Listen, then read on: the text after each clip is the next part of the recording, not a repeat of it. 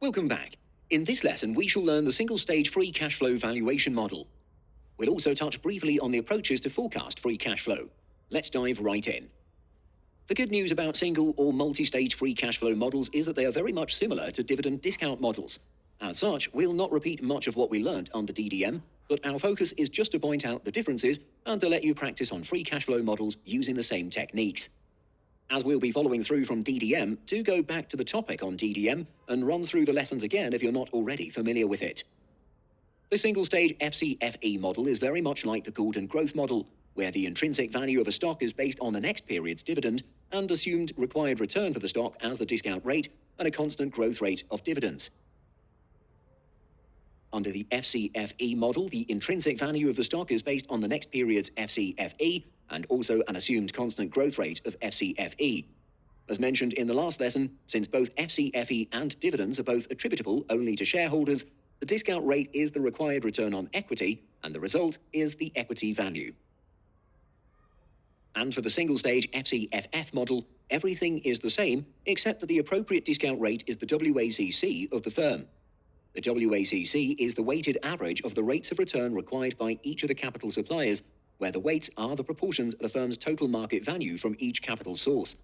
The result is the firm value rather than the equity value, and obviously the cash flow here should be the forecasted FCFF, and G is the expected growth rate of FCFF. Do note that the growth rate of FCFF and growth rate of FCFE can be different. With that, let's jump into our practice questions. This was our example in the earlier lesson on free cash flow computation. We've computed the FCFF and FCFE for 2016. Let us first apply a single-stage FCFF and FCFE model for the company. This is the FCFF model that we've learned earlier. In order to solve this, we need additional information, that is, the required return on equity, which is given at 16%, and cost of debt, which is 10%. The target debt-to-equity ratio for the firm is 0.8. We were also earlier told that the tax rate is 30%. The market value of the firm's debt is $35 million, and the number of outstanding shares of common stock is 10 million. Let us first calculate the WACC of the company. You must remember that this is debt to equity, not debt to asset. This means that the weight of debt is 0.444 and the weight of equity is 0.556. Punch all the figures into your calculator, we get a WACC of 12%. Next, let us estimate the FCFF for the next period. Let's say the analyst estimates that the growth of FCFF will be a perpetual 4%. Based on the current FCFF of $18.7 million, the next FCFF should be $19.448 million. Now that we have all the parameters, the value can be easily calculated, giving us a firm value of $243.1 million. Now, before you hurry and select this as your answer, be very sure that this is not the equity value of the firm. Rather, this is the firm value, so you need to subtract the market value of debt from it to find the equity value. So, given that the market value of debt is $35 million, the equity value is $208.1 million. And if we divide this by 10 million outstanding shares, we have a value of $20.81 per share. If the FCFE model is used, things are much more straightforward, as it is much like the Gould and Growth model. The discount rate is simply the required return on equity, which is 16%. So, let's say the analyst estimates a perpetual growth rate of 7% for FCFE. The forecasted FCFE for the next year would be $15.194 million. Plug the figures into the formula, we get an equity value of $168.82 million. On a per-share basis, each share is valued at $16.88. And that's it for the single-stage free cash flow models. As mentioned, they're not too different from the Gould and Growth model, other than the additional steps of having to calculate WACC and to subtract the market value of debt to calculate equity value for the FCFF model. At this juncture, I'd like to point out that there are two approaches to forecast FCFF and FCFE. What you've just learned in this example is the first and simpler approach, which is for the analyst to estimate a fixed growth rate and apply this growth rate to calculate the next FCFF or FCFE directly. This is exactly like how it is done for dividend discount models. The second method, which is the more realistic but also more complicated approach, is to forecast the underlying components of free cash flow and calculate the free cash flow for each year separately. This approach allows the assumption of different growth rates for each component of the free cash flow. There are several ways to do this. We shall illustrate with one popular method, which is to forecast EBIT, taxes, depreciation, fixed capital investments, and working capital investments. You should recall this equation from a previous lesson, and these make up the components of FCFF. Depreciation and fixed capital investments is regarded as a single component known as incremental fixed capital expenditures. A simple approach is to model each component as a proportion of revenue. So, for example, if sales is forecast to increase by 5% for 2017 and EBIT margin is expected at 32%, adjust for 30% tax, we have an after-tax EBIT of $23.52 million.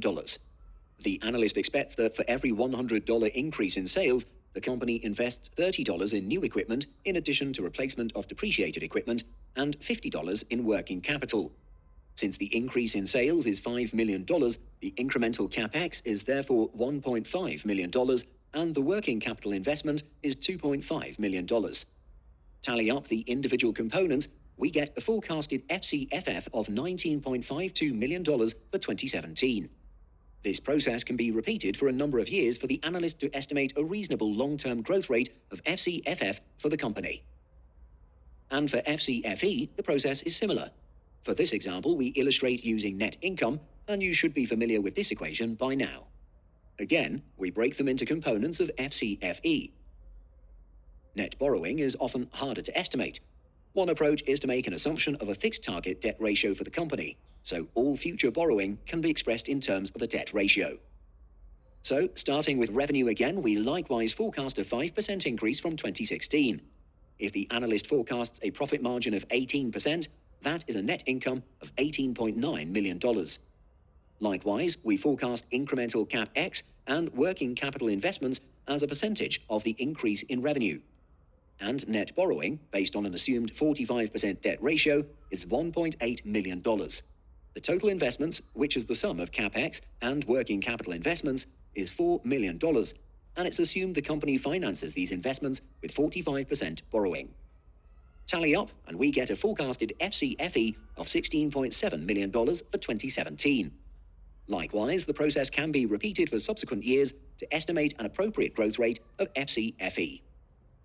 In our next lesson, we shall have more examples of this second approach, so you don't have to be too bothered if you're not able to fully comprehend it here. And to end this topic, let's have a quick discussion on sensitivity analysis. In the context of free cash flow valuations, the two major sources of errors are in the estimation of growth rates and the base year values. For example, if FCFE figures in the base year are extraordinarily high due to a one-off large bond issuance, this value may not be an appropriate starting point for the valuation model.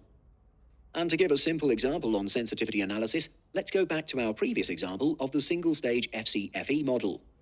We've earlier calculated that based on an assumed growth rate of 7%, the intrinsic value of the stock based on the single-stage FCFE model is $16.88. If an analyst wishes to analyze the sensitivity of the stock value to the estimated growth rate, she can make this the base case estimate. A valuation with a low estimate of, say, 5% may be performed while all other assumptions remain the same. The stock value in this case is $13.56. And likewise, a valuation with a high estimate of 9% may be performed, giving a value of $22.11 for the stock.